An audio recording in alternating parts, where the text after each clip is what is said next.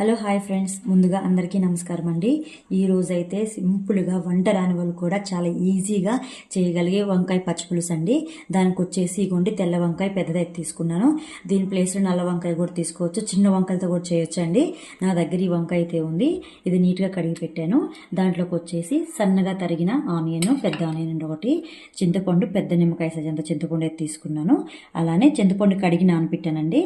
Oil, ఎల్లిపాయలు, పసుపు, పచ్చిమిర్చి, కరివేపాకు, 1 టీ స్పూను నువ్వుల పొడి, తాలింపు గింజలు, ఎండుమిర్చి, ఉప్పు, అలానే కొత్తిమీర. ఎలా చేయాలి ఏంటనేది ఫుల్ వీడియో స్కిప్ చేయకుండా చూడండి. దీనికైతే పైన కొంచెం నూనె అయితే అప్లై చేస్తున్నానండి.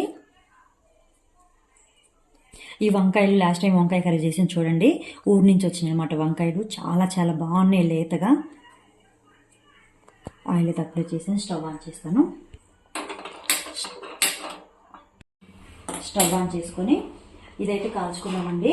ఎలా కాలుస్తానంటే మనం చపాతీ చేసే ఒక స్టాండ్ ఉంటుంది కదా, దాంట్లో పెట్టి కాల్చుకోవచ్చు. ప్రజెంట్ నా దగ్గర లేదు కాబట్టి నేను ఇలా పెట్టైనా కాలుస్తాను. ఇలా పట్టుకొని, లేదంటే ఇట్లా అయినా కాల్చుకోవచ్చు అండి, ప్రాబ్లం ఏం లేదు. కానీ పొయ్యి ఉండి మన ఊర్లో సైడ్ అయితే కట్టెల పొయ్యి ఉండి కాల్చుకోవచ్చు. ఇది నేను నూనె అప్లై చేసేసరికి దీనికి జారిపోతుంది. ఇట్లా మొత్తము కాలుద్దామండి. ఎందుకంటే దీనికి పెద్ద కాడు ఉంది కదా, ఇట్లా కాల్చిన సరిపోద్ది. యాక్చువల్గా డైరెక్ట్గా ఫ్లేమ్ మీద పెట్టి కాల్చొద్దంటారు, కానీ మనకి లేదు కదా, నా దగ్గర లేదండి ఆ స్టాండ్. కాల్చే స్టాండ్ లేదు.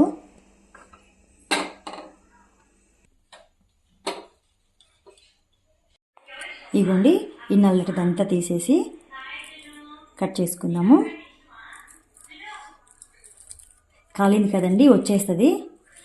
ఇవ్వండి, మంచిగా ఉడికింది కూడా. ఇది అంతా తీసాం కదండి.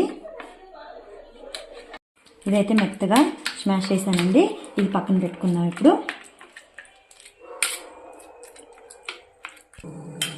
ఇదండి చింతపండు అయితే కలిపి రసం తీసుకున్నాము.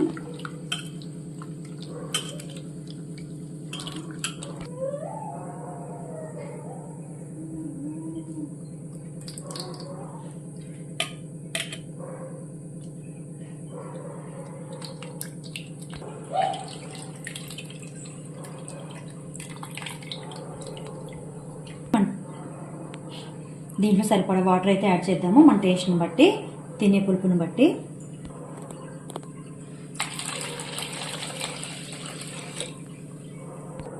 సరిపడా వాటర్ అయితే యాడ్ చేశానండి. ఇదిగోండి వంకాయ.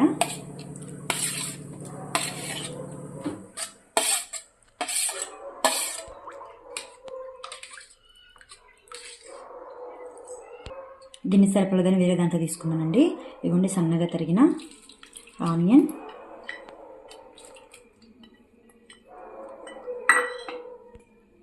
నువ్వుల పొడి, పల్లి పొడి కూడా వేసుకుంటారండి, చాలా బాగుంటుంది. నేనైతే నువ్వుల పొడి అచ్చమే వేస్తున్నాను. టేస్ట్కి సరిపడా సాల్ట్, కొంచెం పసుపు, పచ్చిమిర్చి తాలింపులు వేసుకోవచ్చు, ఇలా కూడా వేసుకోవచ్చు.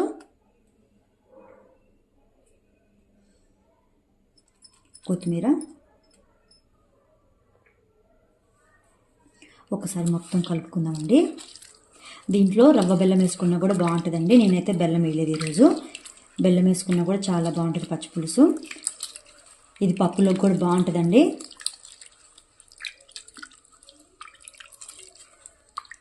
తాలింపుకి అయితే గిన్నె పెట్టానండి. ఆయిల్ అయితే యాడ్ చేస్తున్నాను. ఆయిల్ అయితే వేడి అయిందండి. తాలింపు గింజలు,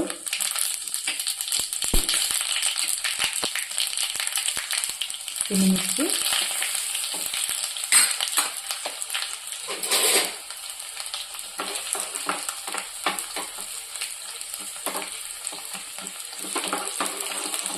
ఇవ్వండి ఎండుమిర్చి, ఎల్లిపాయ, జీలకర్ర, ఆవాలు మంచిగా ఎగినాయి కదా. పచ్చికరివేపాకు,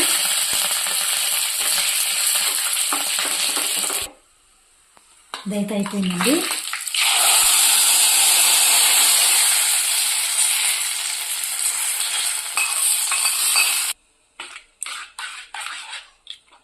తాలింపు కూడా వేసామండి.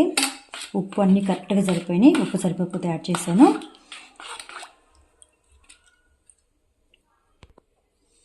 ఫైనల్గా అయితే వంకాయ పచ్చిపులుసు అయితే రెడీ అయిపోయిందండి. చాలా సింపుల్గా చేసుకోవచ్చు. ఇది ముద్దపప్పులోకైనా చాలా బాగుంటుంది, లేకపోతే ఫ్రైల్లో కూడా చాలా బాగుంటుందండి. ఇలా ఉట్టి తిన్నా కూడా చాలా బాగుంటుంది. ఒకసారి ట్రై చేయండి. ఈ స్టైల్లో మీకు నచ్చితే లైక్ చేయండి, షేర్ చేయండి, కామెంట్ చేయండి, సబ్స్క్రైబ్ చేయండి. Thank you for watching friends.